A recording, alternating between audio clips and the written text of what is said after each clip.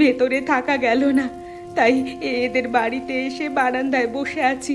কিন্তু দেখ, বাড়িতে কেউ নেই, দরজায় তালা। আমরা তো ভাবলাম তুমি হয়তো এখানে আছো। যাই হোক, আমরা সবাই একসাথে আছি, এটাই বড় কথা। বাবা, আমার খুব ঠান্ডা লাগছে। আমাদের ঘরও তো ভেঙে গেছে। এখন আমরা কোথায় থাকবো? জানি মা, জানি। বৃষ্টি থামুক, তারপর দেখি কি করা যায়। কে আছে আমার বারান্দায়?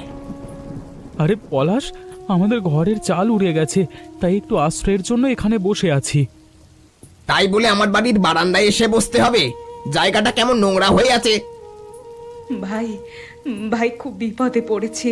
বৃষ্টির ঝড়ে কোথাও যাওয়ার জায়গা ছিল না, তাই এখানে বসেছি। বৃষ্টি থেমে গেলে আমরা চলে যাব। আমার বাড়ি কি আশ্রয় কেন্দ্র নাকি? যেই ঝড় আসবে সবাই এসে এখানে বসবে। এখান থেকে চলে যাও।